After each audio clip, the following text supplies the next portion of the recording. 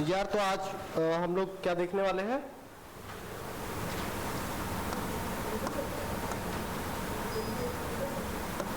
क्या देखने वाले हैं यार?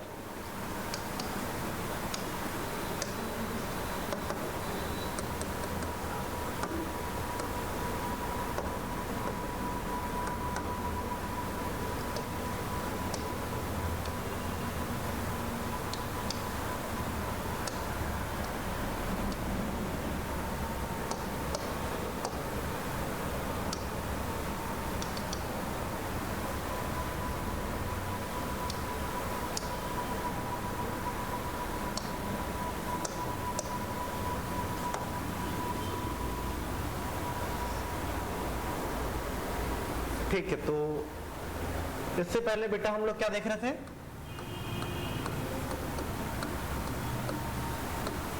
ब्रिटिश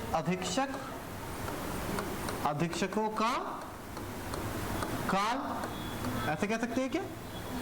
ठीक है, कब से कब तक था बेटा? 1818 से 1830।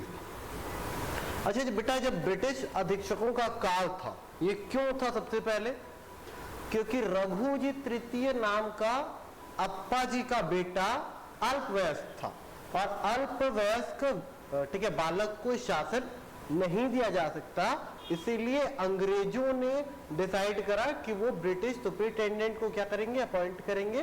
ठीक है, then you will be start, ठीक है, न्यू एडमिनिस्ट्रेशन। उसके बाद वो लोग क्या करेंगे? नया प्रशासन शुरू करेंगे। अच्छा, इससे पहले भी आपने देखा था बेटा, क्या देखा था इससे पहले? इससे पहले ये देखा था कि अप्पा जी नाम के शासक ने अंग्रेजों से सहायक संधि करी थी और सहायक संधि करने के बाद 1818 के तृतीय आंग्ल मराठा युद्ध में हारा था और हारने के बाद उसका बेटा अल्पवयस्क था, इसीलिए अंग्रेजों ने क्या करा है? ब्रिटिश अधीक्षकों की नियुक्ति। ये बातें ठीक है? ये सारी बातें आपके दिमाग में है? तो सबसे पहला जो अधीक्षक था, ठीक है, इसका नाम था कैप्टन एडमंड। और ये जो बेटा एडमंड था, ये 1818 से 1818 तक ही रहा। जैसे ही एडमंड आया, एडमंड ने अपनी कैपिटल एस्टैब्लिश करी, रतनपुर को अपना कैपिटल बनाया। उसके बाद एडमंड ने क्या करा भी? जैसे ही काम करने के लिए निकला, उसके समय में डोंगरगढ़ के राजा ने विद्रोह कर दिया। कैप्टन एडमंड के कार्यकाल में आते ही डोंगरगढ़ के राजा ने विद्रोह कर दिया और डोंगरगढ़ के राजा के विद्रोह को दबाने के लिए कैप्टन एडमंड ने खैरागढ़ के राजा से कूटनीतिक षड्यंत्र कर ली। अब खैरागढ़ का राजा मिल गया एडमंड की तरफ और दोनों ने मिलके क्या कर दिया? विद्रोह को दबा दिया। किसके विद्रोह को? डोंगरगढ़ के जमींदार के। इस प्रकार डोंगरगढ़ की जमींदार का विद्रोह शांत हो गया। अंतकाल में मर गया कौन? Captain Edmund. एडमंड जैसे ही मेरा मरा बेटा, एगेन्यू नाम का नया एम्परर आया। एगेन्यू,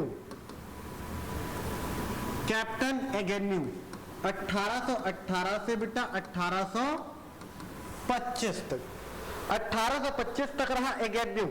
एगेन्यू की जब हम लोग बात कर रहे हैं तो हम पाएंगे जैसे ही वो आया बेटा, कैपिटल को फटाक से रायपुर लेके चला गया।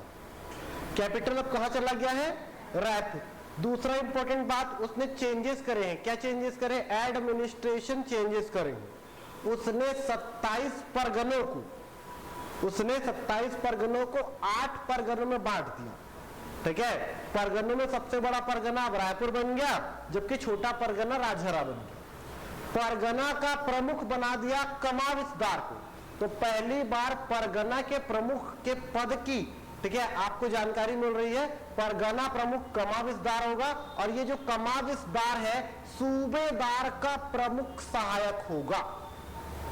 बात समझ में आ रहा है? तो प्रशासनिक चेंजेस इसने करे। अच्छा, प्रशासनिक चेंजेस करने के बाद उसने क्या करा? सबसे पहले ठीक है, यहाँ पर एक पद था पटेल का। पटेल क्या करते थे? गांवों से राजस्व कलेक्ट करते थे और राज्यों तक पहुंचाते थे। तो पटेल के पद को क्या कर दिया? समाप्त कर दिया, ये भी एडमिनिस्ट्रेशन चेंजेस में आएंगे।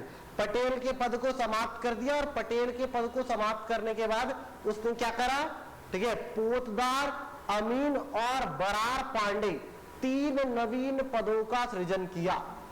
3 नवीन पदों का सृजन करने वाला बंदा है कौन, कौन है भाई, ये कैप्टन एडमंड। अच्छा, इसके बाद उसने क्या करा भाई, इसके बाद उसने, ठीक है, और लगान में सुधार करा, लगान व्यवस्था में क्या करा, सुधार करा। आप देखेंगे भैया उसने क्या करा, 20 से 30 गांव में लगान वसूली के लिए एक पंड्या नाम के अधिकारी को नियुक्त किया। साथ ही साथ आप देखेंगे लगान को 3 किश्तों में वसूल करने का सिस्टम उसने लागू किया, ताकि किसी भी व्यक्ति को एक्स्ट्रा भार का सहन ना करना पड़े। ये तो बातें कैप्टन एग्न्यू की। आगे जब जाते हैं तो हमको पता है भैया इसने राजस्व का जो लेखा जोखा है उसको सुरक्षित रखने का प्रयास किया।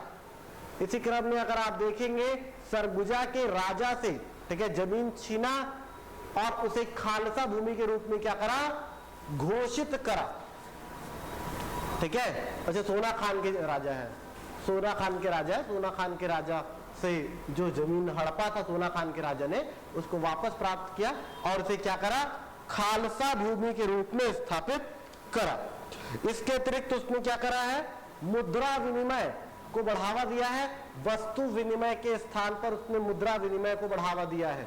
इसके अलावा 3000 घुड़सवार सैनिक, 3000 घुड़सवार सैनिक क्या किए हैं, छत्तीसगढ़ के लिए अपॉइंट किए हैं, जिनके द्वारा क्या किया जाएगा, छत्तीसगढ़ में प्रशासनिक व्यवस्था का चाक चौबंद किया जाएगा, ठीक ढंग से चलाने में सहायता करी जाएगी।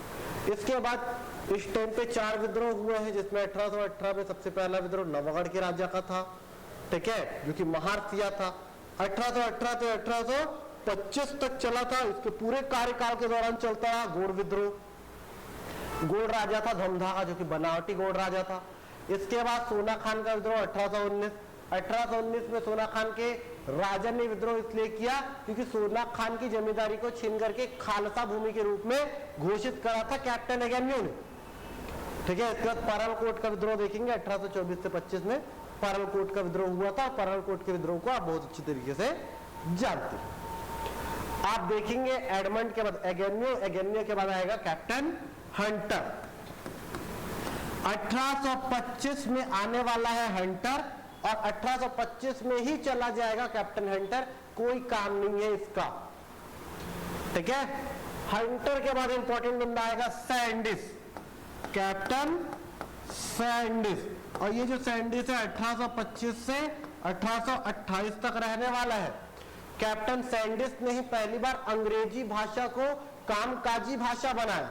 मतलब अब जो भी गवर्नमेंट के पेपर्स है, अब जो भी सरकारी पेपर है वो अंग्रेजी में लिखे जाएंगे। इसी ने पहली बार अंग्रेजी कैलेंडर, जिसको ग्रेगोरियन कैलेंडर कहते हैं, ग्रेगोरियन कैलेंडर को क्या करा है, लागू करा है। इसके अलावा डाक और तार व्यवस्था को क्या करा है, चालू करा है। ताहूतदारी प्रथा की क्या करी है, शुरुआत, और 2 ताहूतों का निर्माण करा है, जिसमें पहला जो ताहूत है उसका नाम है लोरमी और दूसरा जो ताहूत है उसका नाम है क्या, तरेगला। ताहूत क्या है, तो बंजर भूमि को उपजाऊ भूमि बनाया जाएगा, ठीक है। ऐसी भूमि जो बंजर है उसको हम लोग क्या करेंगे, उपजाऊ बनाएंगे, वो हो जाएगा ताहूत। और जो उसका मालिक रहेगा या फिर जो उसको बनाएगा उपजाऊ, वो ताहूतदार कहलाएगा। बात समझ में आ रहा है। इसके अलावा बस्तर, कांकेर और जयपुर के बीच में विवाद चल रहा था, उसको शांत कराया। इसके अलावा बस्तर और कालाहांडी का विवाद इसके समय में पहली बार देखने को आपको मिला। रघुजी तृतीय के साथ इसका समझौता हुआ था 13 दिसंबर 1826 को। रघुजी तृतीय के साथ इसका समझौता हुआ था कि भैया राजपाट आपको वापस सौंप दिया जाएगा। 13 दिसंबर 1826 को रघुजी तृतीय के साथ समझौता हुआ था। मतलब आप देख सकते हैं 18 के बाद कितना चल रहा है भाई, 26 चल रहा है। तो 18, 19, 20, 26 कितना हो गया, 8 साल। मतलब छोटा था वो क्या हो गया है, बड़ा हो गया है। इस प्रकार से चला गया है कौन, सैंडिस। सैंडिस के बाद आएगा विल्किंस। कौन आएगा, कैप्टन विल्किंस आएगा,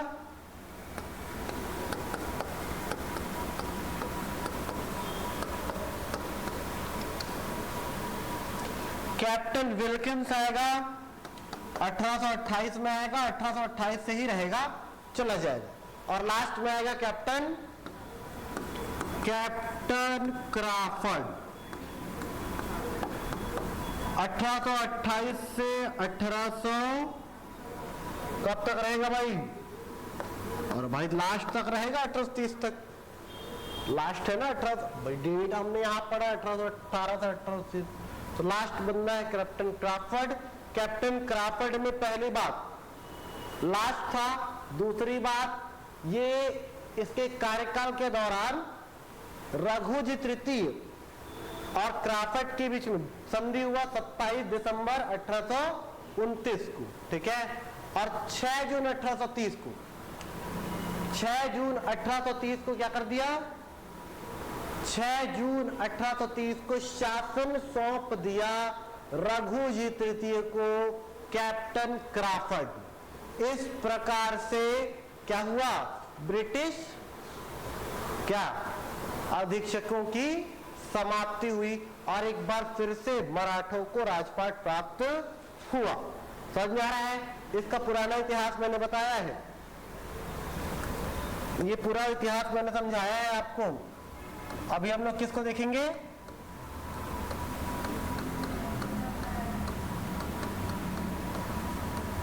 कब तक? बेटा पूरा डायग्राम समझाया हूं मैं और आप हल्के में ले रहे हो। 1830 से 1854। अरे संगीता बेटा इतने दिन से कहाँ गायब थे?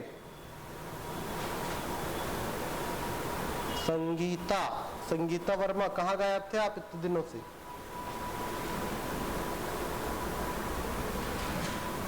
तो पुनः मराठा शासन, इससे पहले मैं पुनः मराठा शासन को बताऊं, एक बार नए डायग्राम को आप ध्यान से समझो। यहां पर कलचुरी कब बेटा? 500 में, उसके बाद 1757 तक, वैसे 1757 नहीं कहना चाहिए लेकिन 1757 तक। हालांकि आप देखेंगे तो बहुत सारी चीजें इसमें हुई, जैसे कि इसमें एक चीज हुई 1741 रतनपुर शाखा समाप्त हुई, बात समझ में आ रहा है? 1741 में। उसके बाद 1750 कौन सी शाखा? रायपुर शाखा समाप्त हुई। लास्ट शासक रतनपुर शाखा कौन था? रघुनाथ सिंह। 41 में हारा था रघुनाथ सिंह। 41 से लेके 1745 तक क्या रहा था? मराठों का प्रतिनिधि। 45 में रघुनाथ की क्या हुई थी? मृत्यु। और रघुनाथ की जगह पर 1745 से लेकर के कब तक? 1757 तक कौन रहा था शासन करने के लिए? कौन रहेगा भाई? मोहन सिंह, जो कि क्या था? चाचा था। किसका चाचा था? रघुनाथ सिंह का चाचा था। अच्छा, 50 में रायपुर का अंतिम शासक कौन था? अमर सिंह देव। अमर सिंह देव हार गया 1750 में मराठों से, आत्मसमर्पण कर दिया। तब राजपाट करने के लिए कौन आया? कौन आया बेटा?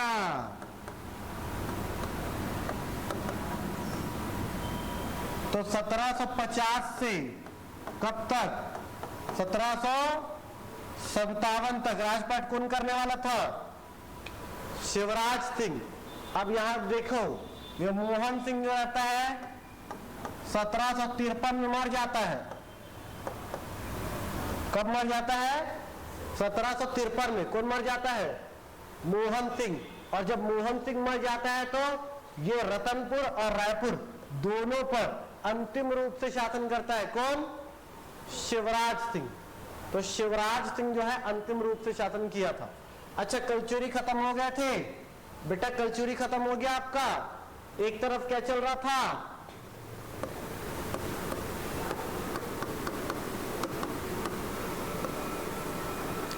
क्या चल रहा था बेटा? फड़ी नागवंश। फड़ी नागवंश याद है कि नहीं है बेटा? 11वीं शताब्दी से चालू हुआ था और 13वीं शताब्दी तक चला था।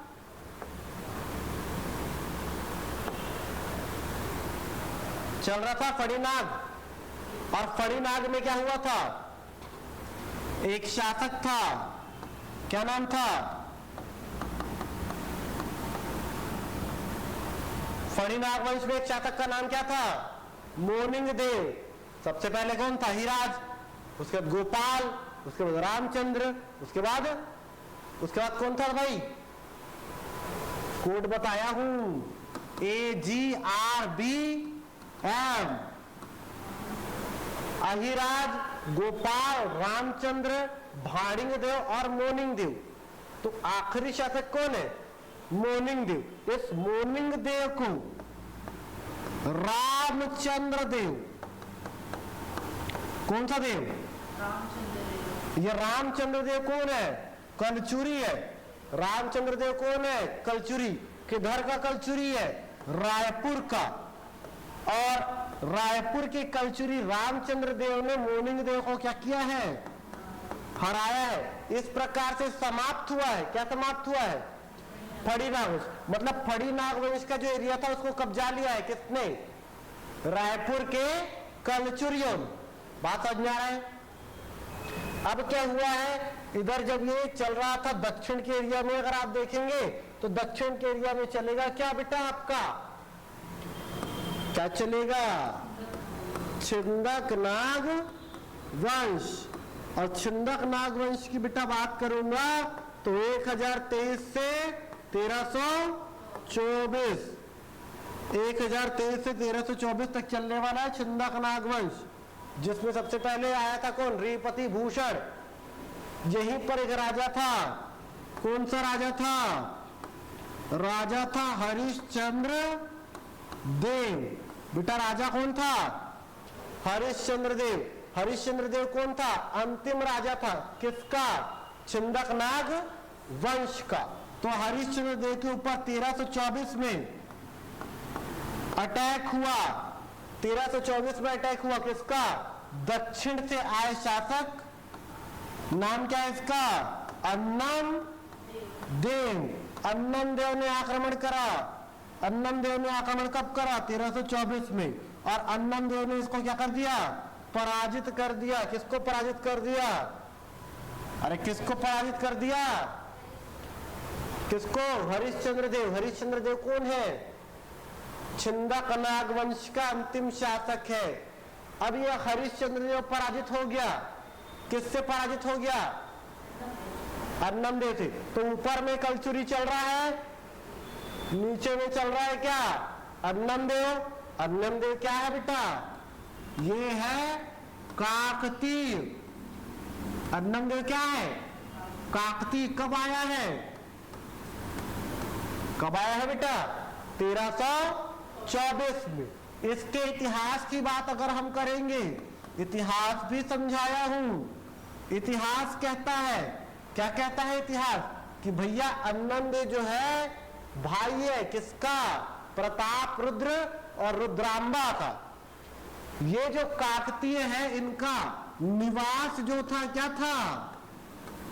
तेलंगाना था। क्या था? तेलंगाना। तेलंगाना को उस समय क्या कहते थे?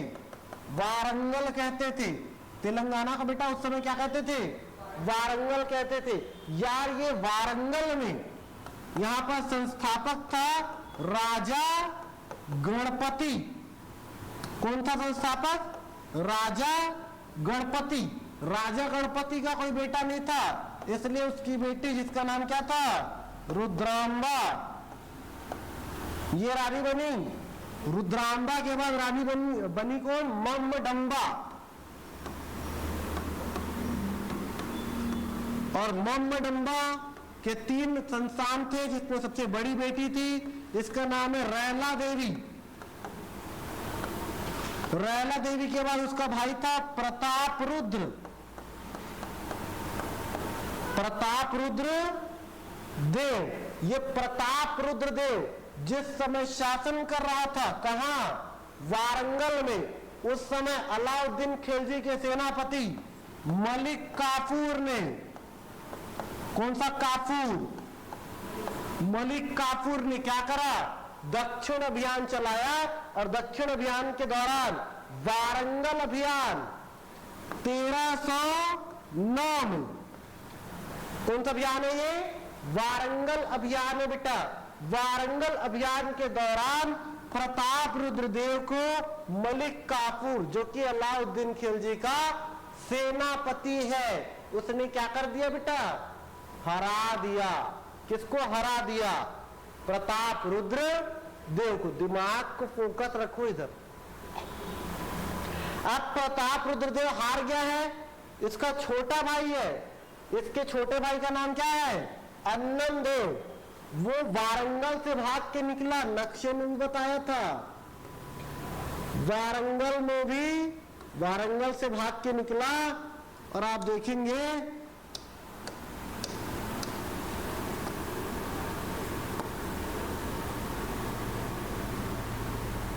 तो यहां से भाग के वो निकला,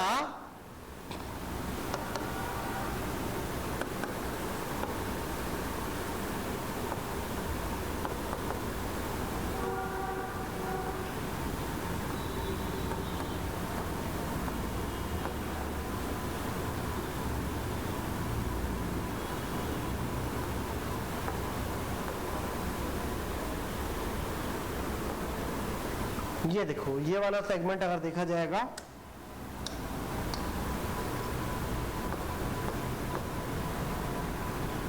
ये तो ये क्या है, वारंगल है।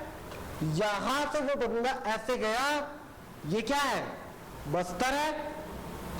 यहां पे अटैक किया, किस पर अटैक किया, किस पर किया यार, अरे किसके ऊपर किया, हरिश्चंद्र देव के ऊपर। क्यों किया, क्योंकि हरिश्चंद्र देव उस समय यहाँ का छिंदक नागवंश का अंतिम शासक चल रहा था। और टेमरा सती स्मारक लेख से यह पता चला कि अन्नम देव ने उसको हराया, पराजित किया और कब्जा कर लिया। किस पर, बस्तर क्षेत्र पर। अब बस्तर क्षेत्र पर अधिकार हो गया किसका, अब ये चल रहा है काकतीय। क्या चल रहा है, छत्तीसगढ़ के काकतीय चल रहा है कि नहीं। संस्थापक कौन था, कौन था का संस्थापक, अरे बेटा जो हराया है वही तो रहेगा, दिमाग कहां है, अन्नम देव रहेगा। कब आएगा काकतीय, अरे बेटा 1324 में हराया तो 1324 में आएगा। और कब तक रहेगा, 1947 तक। आप देखेंगे काकतीय क्या करेंगे भैया, सबसे पहले अन्नम देव आएगा, अन्नम देव के बाद हामिर देव, हामिर देव के बाद भैरव देव, भैरव देव के बाद पुरुषोत्तम देव, पुरुषोत्तम देव के बाद जयसिंह देव, जयसिंह देव के बाद नरसिंह देव, नरसिंह देव के बाद प्रतापराज देव, प्रतापराज देव के बाद जगदीश राज देव, फिर वीर नारायण देव, फिर वीर सिंह देव, और उसके बाद दिक्पाल देव, दिक्पाल देव के बाद राजपाल देव, राजपाल देव, राजपाल देव के बाद चंदेल मामा, चंदेल मामा के बाद दलपत देव, दलपत देव के बाद अजमेर सिंह, अजमेर सिंह के बाद दरिया देव। और दरिया देव इंपॉर्टेंट है, दरिया देव इंपॉर्टेंट है। क्यों इंपॉर्टेंट है, इसने 6 अप्रैल क्या 1778 को संधि की है, कौन सी, कोटपाड़ की संधि। कौन सी संधि की है, कोटपाड़ की संधि। और कोटपाड़ की संधि में यह निर्धारित किया है कि भैया ये मराठों को टैक्स देगा। मतलब पहली बार बस्तर का क्षेत्र मराठों के अधीन आया, बस्तर क्षेत्र छत्तीसगढ़ में शामिल हुआ। ये सारी बातें कब की है, 6 अप्रैल 1778 कोटपाड़ की संधि की बातें हैं। किसकी बातें हैं? कोटपाड़ की संधि की बातें हैं। अब यार दरियादेव के कार्यकाल के दौरान क्या हुआ है? दरियादेव के कार्यकाल के दौरान बेटा बस्तर छत्तीसगढ़ का अंग बना है और बस्तर क्षेत्र मराठों के अधीन भी चला गया है। चला गया है कि नहीं? ऊपर वाला क्षेत्र गया है कि नहीं मराठों के अधीन? अभी बस्तर भी चला गया। अब याद रखना दरियादेव, दरियादेव के बाद कौन है? महिपाल देव, भूपाल देव, भैरम देव, उसके बाद भैरम देव की पत्नी रानी चौरिस, उसके बाद रुद्र प्रताप देव, उसके बाद प्रफुल्ल कुमारी देवी, उसके बाद खत्म। तो ये ऐसे चल रहा था। तो दरियादेव की कार्यकाल के दौरान मराठों के पास चला गया। क्या चला गया?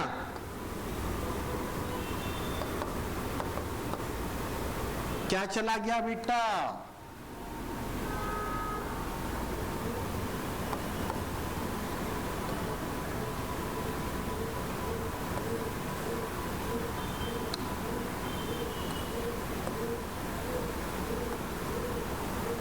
अब याद रखो ये वाला सेगमेंट, ये तो कटमट है, इसका भी कोई उल्लेख नहीं है। ये है बिलासपुर, ये रायपुर और ये क्या है? बस्तर। 1741 मराठों के पास चला गया। 1750 मराठों के पास चला गया। 1700 किसके पास चला गया? मराठों के पास चला गया। मराठी यहां रहते हैं, कहां? यहां पे इसका क्या है? हेडक्वार्टर है। अब यार नागपुर से पूरा का पूरा कंट्रोल होगा पूरे छत्तीसगढ़ पे। बात समझ में आ रहा है? अब ये तो इनडायरेक्टली बातें रही, वो लोग चले गए, ये लोग चले गए, पूरा क्षेत्र चले गया किसके पास? मराठों के पास।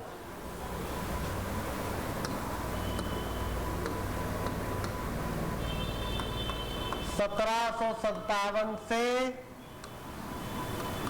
1787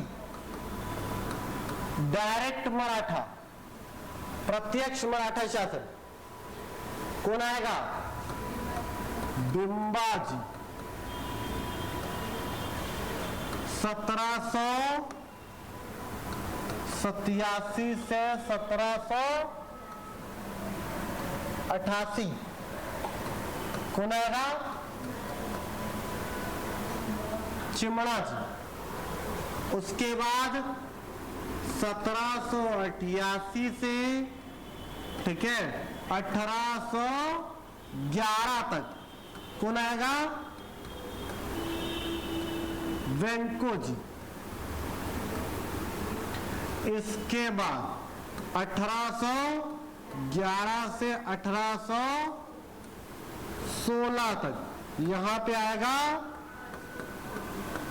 परसो जी। इसके बाद 1816 से 1818 कौन आएगा? अप्पा जी। अब डायरेक्ट मराठा रूल चल रहा है, इसने क्या करा है? फिर से अप्रत्यक्ष मराठा रूलिंग को स्टार्ट करा है। ये बातें समझ में आ रही कि नहीं आ रही है? कैसे करा है? कैसे करा है?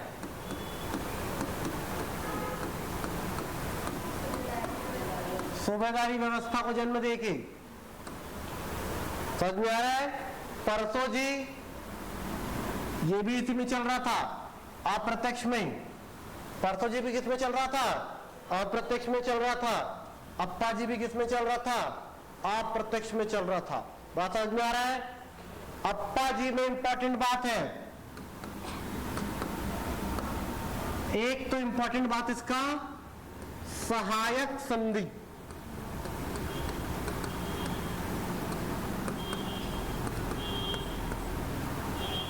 एक इंपॉर्टेंट बात इसका क्या है, सहायक संधि है। किसके साथ सहायक संधि है, अंग्रेजों के साथ सहायक संधि है। दूसरा इंपॉर्टेंट बात, तृतीय क्या, आंग्ल मराठा, ये इंपॉर्टेंट बात। अप्पा जी हारा हुआ है। अब देखो अप्रत्यक्ष,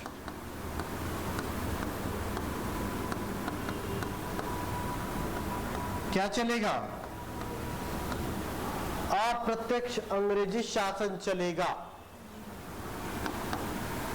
1816 से, सॉरी 1818 से 1830 खत्म हो जाएगा 30 में।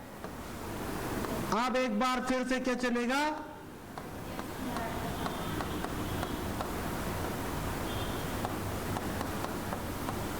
तो एक बार फिर से मराठों को छत्तीसगढ़ का क्षेत्र प्राप्त हुआ है 1830 में।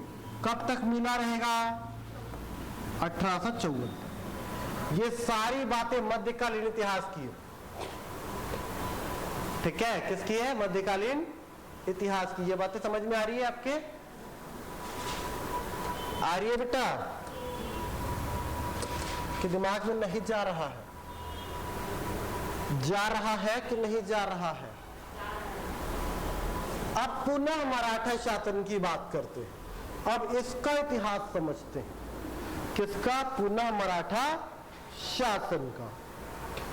क्या हुआ था 1828 में, वही मैं बता रहा था। 1828 में लॉर्ड विलियम बेंटिक, कौन थे, लॉर्ड विलियम बेंटिक, भारत के क्या बने, गवर्नर जनरल। क्या रहिए, गवर्नर जनरल बने।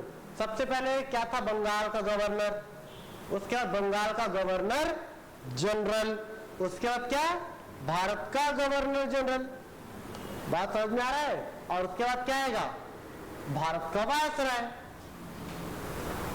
ये बात मैंने पिछली कक्षा में आप लोगों को बताया था।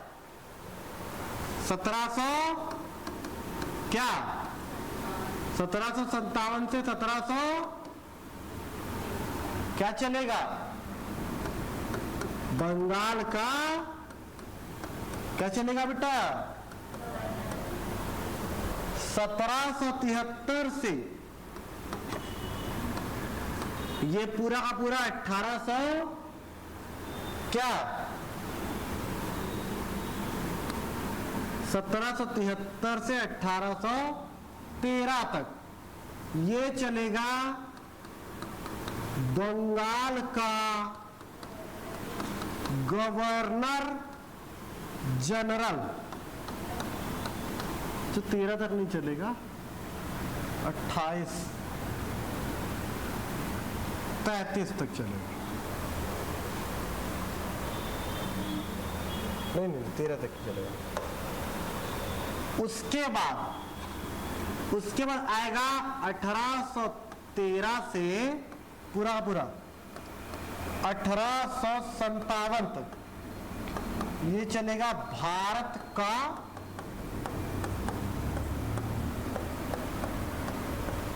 क्या चलेगा, भारत का गवर्नर जनरल। और इसके बाद 1857 से 1947 तक ये भारत का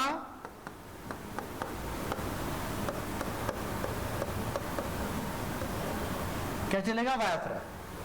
तो 1828 में भारत के गवर्नर जनरल, 1828 में क्या, भारत के क्या, गवर्नर जनरल। देखो भारत के गवर्नर जनरल का पद सृजित कब हुआ है, 1813 में। समझ में आ रहा है ना। यहां पे कह रहा है बेटा 1828 में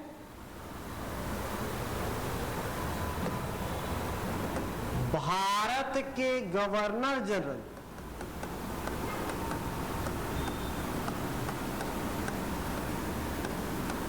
लॉर्ड विलियम बेंटिक हुए। कौन हुए हमारे governor general? Lord William Bentinck. इस लॉर्ड विलियम बेंटिक ने भारत के प्रति उदारवादी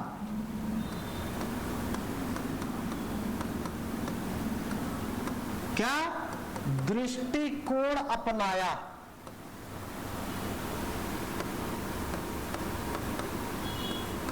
कैसा दृष्टिकोण अपनाया था? उदारवादी।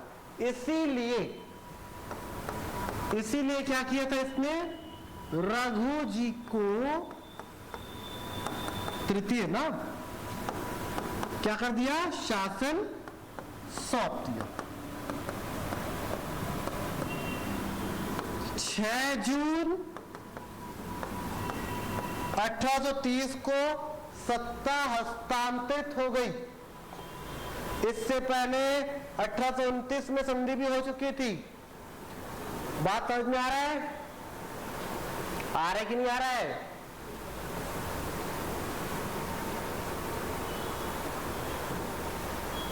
तो रघु जी तृतीय को शासन जैसे सौंपा, एक बार फिर से मराठों का आगमन हुआ। याद रखना रघु जी क्या क्या करेगा उसको। आप किसका कार्यकाल देख रहे हैं?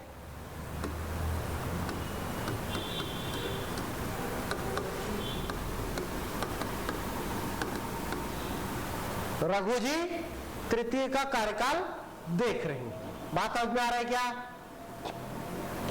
पहला पॉइंट नंबर 1, रघु जी जैसे ही आया उसने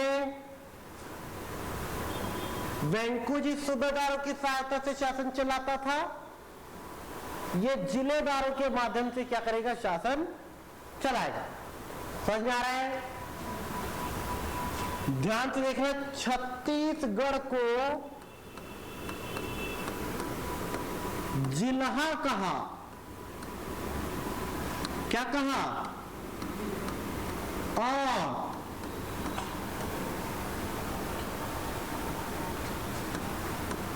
जिलेदारी व्यवस्था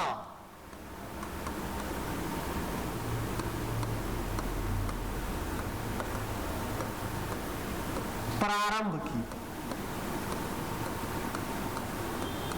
कैसी व्यवस्था प्रारंभ की? जिलेदारी व्यवस्था को प्रारंभ किया। किसने प्रारंभ किया? रघु जी तृतीय ने। और याद रखना कुल 8 जिलेदारों की नियुक्ति की। कितने जिलेदारों की नियुक्ति की? 8 जिलेदारों की।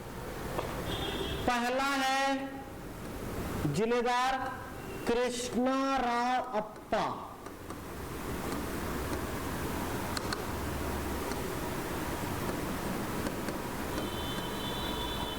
दूसरा है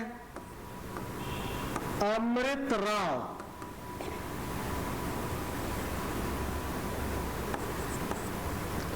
कृष्णाराव अप्पा नंबर 1, अमृतराव दूसरा, सदरुद्दीन तीसरा,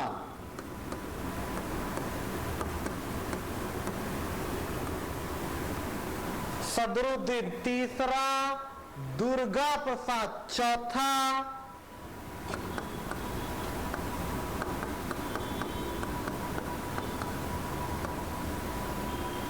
एंटुक राव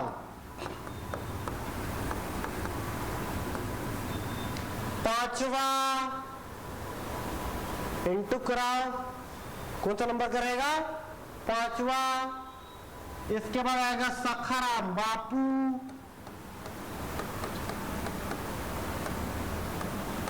ये नंबर 6वां, गोविंद राव 7वां और गोपाल राव कौन सा नंबर का बेटा? 8वां। तो ये 8 लोगों को नियुक्त करेगा जिलेदार। छत्तीसगढ़ को जैसे वो सूबा मानता था, ये क्या मानेगा? जिला मानेगा और शासन करेगा।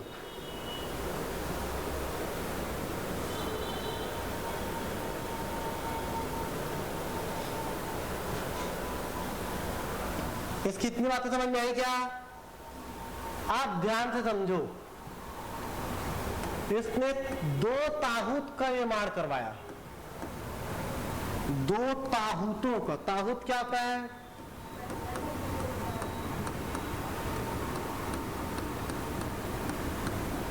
इससे पहले भी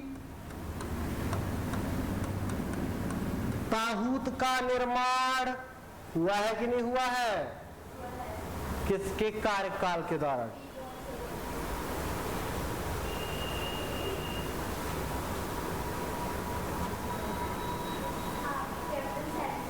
कैप्टन सैंडिस। तो कैप्टन सैंडिस के दौरान सिरपुर और लवन, लोरमी और तरेंगा। लोरमी 1826 और तरेंगा 1830 नहीं 28 में क्या हुआ है? इनका निर्माण हुआ है। तो 2 ताहूतों का निर्माण हुआ है किसके कार्यकाल के दौरान? रघुजी तृतीय। किसके कार्यकाल के दौरान? रघुजी तृतीय के कार्यकाल के दौरान भी 2 ताहूतों का निर्माण हुआ है, जिसमें पहला है सिरपुर और ये है 1843 में, और दूसरा है लवन। दूसरे ताहूत का क्या नाम है? लवन, और यह है 1848 में।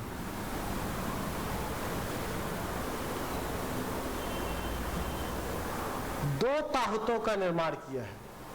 इसके बाद याद रखना सुधार, इसका सुधार इंपॉर्टेंट है। सुधार के कारण ये जिंदा है, इसको याद कर रहे हैं। सुधार भी किया है। पहला, सती प्रथा का अंत किया है।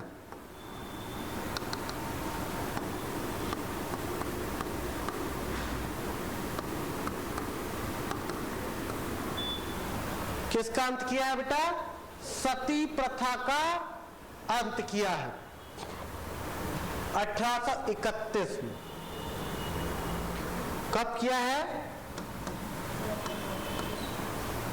दूसरा, नर बलि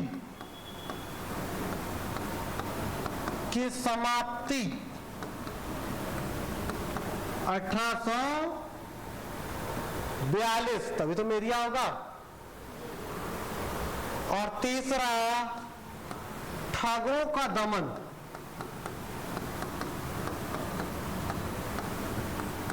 1830। अच्छा, ठग क्या होता है? क्या होता है ठग?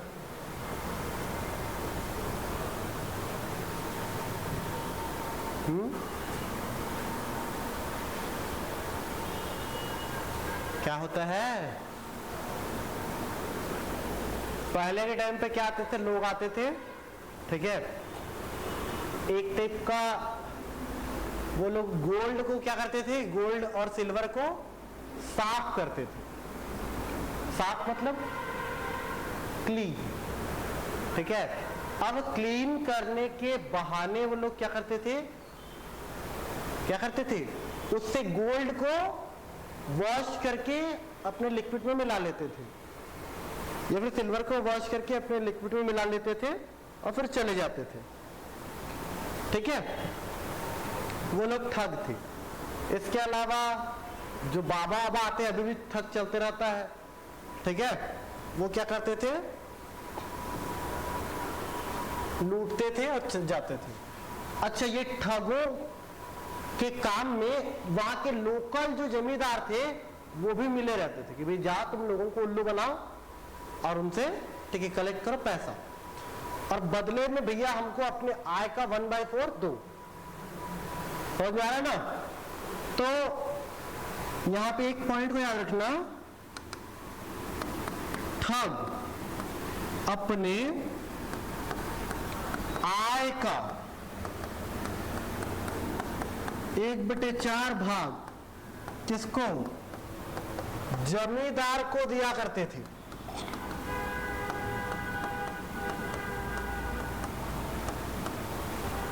किसको दिया करते थे? जमींदार को दिया करते थे।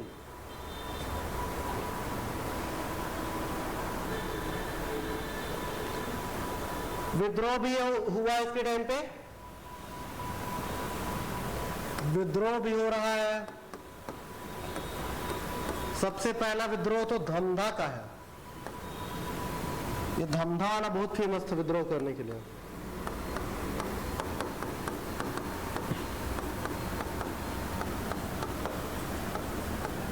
सबसे पहला विद्रोह धमधा के गोड़ राजा का था,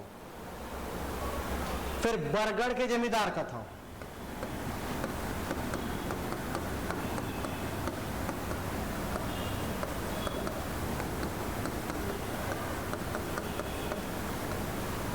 किसका विद्रोह था?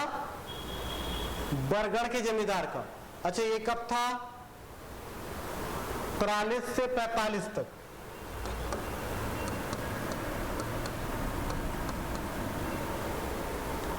इसके बाद तीसरा तारापुर का विद्रोह।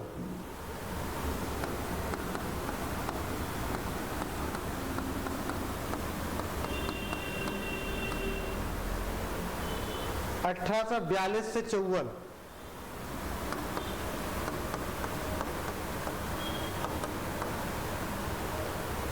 और फिर मेरिया विद्रोह का डेट आपको पता है?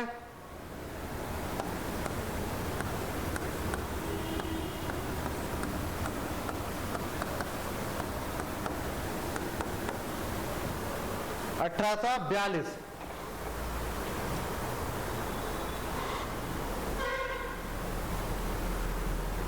ठीक है, ये तो रहा आपका क्या क्या रहा भाई?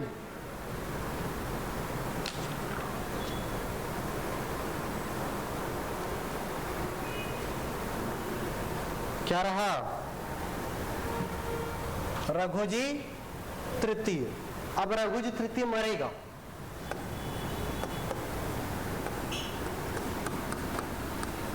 याद रखना डेट इसका। 11 दिसंबर 1853 मर गया। इससे पहले अप्पा जी ने क्या कर रखा है? अप्पा जी ने क्या कर रखा है अंग्रेजों से बेटा? सहायक संधि कर रखी है। अप्पा जी ने अंग्रेजों से क्या करा है? सहायक संधि। और सहायक संधि क्या कहता है? क्या कहता है सहायक संधि? सहायक संधि के बारे में नहीं जानते? अप्पा जी ने सहायक संधि करा है। सहायक संधि को जानते हो कि नहीं जानते? जल्दी बताओ, एक दूसरे का मुंह देखने में थोड़ी चलेगा। सहायक संधि को नहीं जानते? अबे सहायक संधि को पढ़ाया हूं। कहां पढ़ाया हूं? कहां गया? कहां चला जाता है जब मैं पढ़ाता हूं? सहायक संधि कब करा है? सहायक संधि आप सहायक संधि के जन्मदाता कौन है बेटा? जन्मदाता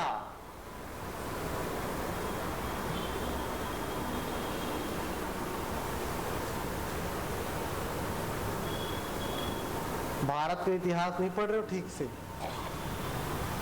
सहायक संधि याद रखना 1793 में इंट्रोड्यूस हुआ था। छोड़ फिर फिलहाल इन बातों को। सहायक संधि देखो क्या करते थे सहायक संधि में।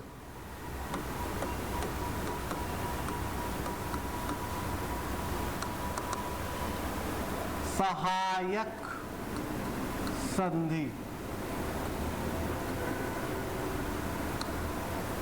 इसको शुरू किया था वेले जली ने।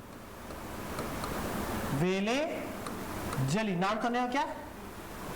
नाम सुने हो इसका? लॉर्ड वेले जली। इसने सहायक संधि को क्या करा था? शुरू करा था। नियम क्या था? पहला, जो भी किससे अंग्रेजों से क्या करेगा, क्या करेगा, सहायक संधि करेगा।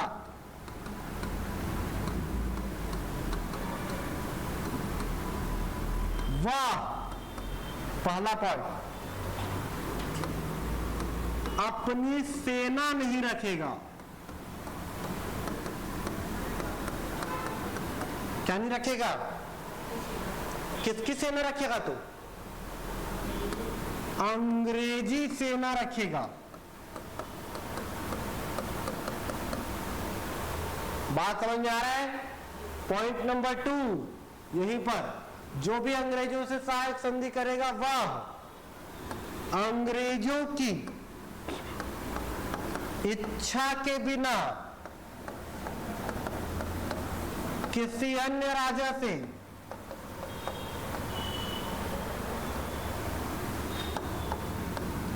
युद्ध या मैत्री नहीं कर सकेगा। पॉइंट नंबर 3, अंग्रेजी रेजिडेंट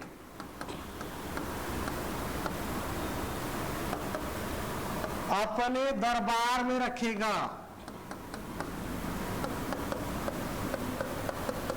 अंग्रेजी रेजिडेंट क्या करेगा, अपने दरबार में रखेगा, जो क्या करेगा, सेना का संचालन करेगा।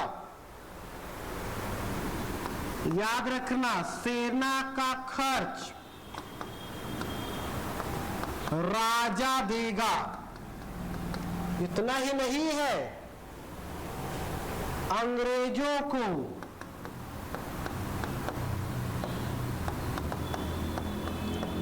एक निश्चित राशि प्रति वर्ष प्रदान करेगा।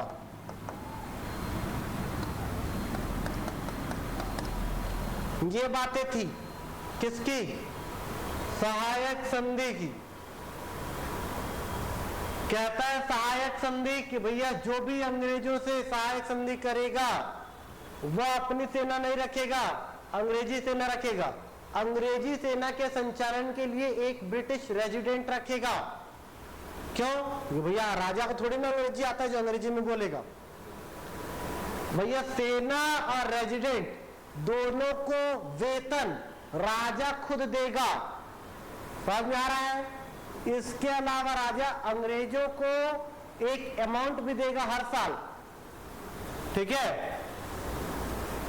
इसके अलावा अंग्रेजों की इच्छा के बिना वो किसी भी अन्य राजा से युद्ध या फिर मैत्री की घोषणा नहीं कर सकेगा। अब बेटा इसका क्या परिणाम हुआ, पहला पॉइंट, फ्री के खर्चे में अंग्रेजों की भयानक बड़ी सेना खड़ी हो गई। अंग्रेजों को, अंग्रेज क्या करते थे, अपने एरिया से लोगों को लाते थे, राजा क्या रखते थे, राजा उनको पैसा देता था। काम किसके लिए करते थे, अंग्रेजों के लिए। तो फ्री में अंग्रेजों ने अपनी बहुत बड़ी सेना भारत में खड़ी कर ली, किसके माध्यम से, सहायक संधि। अप्पा जी ने भी सहायक संधि 1816 में करी थी अंग्रेजों से। ये बातें समझ में आ रहा है क्या। अब बेटा एक आदमी और आया, लॉर्ड डलहौजी। कौन आया, डलहौजी। अब भैया ये भी एक नीति लेके आया 1848 में। ये लाया किसको बेटा, किसको लाया, हड़प नीति को लेके आया, है ना। डॉक्ट्रिन ऑफ लैप्स को लेके आया, व्यपगत के सिद्धांत को लेके आया। और हड़प नीति में उसने क्या कहा, क्या नियम था बेटा, इसका भी तो क्या होगा, नियम होगा, होगा कि नहीं होगा। पॉइंट नंबर 1 बेटा कहता है, क्या कहता है, ऐसे राज्य जो अंग्रेजी आधिपत्य को क्या करते हैं, मानते हैं,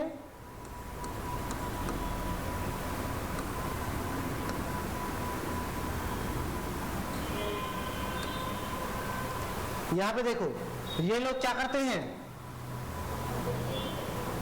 ये जो लोग हैं इसके अधिपत्य को मानते हैं। ये जो लोग हैं अंग्रेजी अधिपत्य को मानते हैं और ये जो लोग हैं इनके अधिपत्य, मतलब यहां पर 3 आदमी, ये है ए, ये बेटा बी है और ये बेटा सी है। कितने हो गए, 3। ये ए जो है अंग्रेजी अधिपत्य को मानता है बेटा, बी अंग्रेजी अधिपत्य को नहीं मानता, लेकिन बी ए के अधिपत्य को मानता है।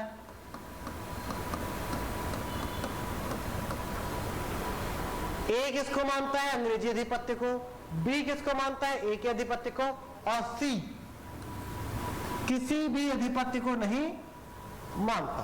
बात समझ में आ रहा है, किसी के अंदर नहीं है। सी क्या है, स्वतंत्र है। ए अंग्रेजों के अधिपत्य में है, बी ए के अधिपत्य में है, और सी क्या है, तो यहां पर याद रखना ए जो अंग्रेजी अधिपत्य को मानता है, यदि उस राजा का कोई अपना बेटा नहीं है तो उसके मरने के बाद, उसके राजपाट को अंग्रेजी साम्राज्य में मिला लिया जाएगा। बात समझ में आ रहा है, ए का यदि अपना बेटा नहीं है तो उसके मरने के बाद उसके राजपाट को अंग्रेजी साम्राज्य में मिला लिया। बी का अपना बेटा नहीं है तो भी बी के मरने के बाद उसके राजपाट को अंग्रेजी साम्राज्य में मिला लेंगे। क्यों, क्योंकि बी ए की अधिसत्ता स्वीकार करता है और ए अंग्रेजों की अधिसत्ता को स्वीकार करता है। मतलब इनडायरेक्टली बी भी अंग्रेजों की अधिसत्ता को स्वीकार करता है। बात समझ में आ रहा है। अब सी के लिए कुछ नहीं है, सी क्या है, स्वतंत्र है, वो गोद ले सकता है, कुछ भी कर सकता है। समझ में आ रहा है। तो ये कहता है क्या, नियम किसका, हड़प नीति का। कहता है भैया अंग्रेजी अधिपत्य को मानने वाले राजा का यदि अपना पुत्र नहीं है तो उसके मरने के बाद उसके साम्राज्य को अंग्रेजी साम्राज्य में मिला लिया जाएगा। लेकिन कोई स्वतंत्र है, अंग्रेजों के अधिपत्य को नहीं मानता, तो वो गोद ले सकता है, अपना राजपाट चला सकता है। अब यार मर गया है कौन, रघुजी तृतीय 11 दिसंबर 1853 में बिना पुत्र के। कैसे मरा है,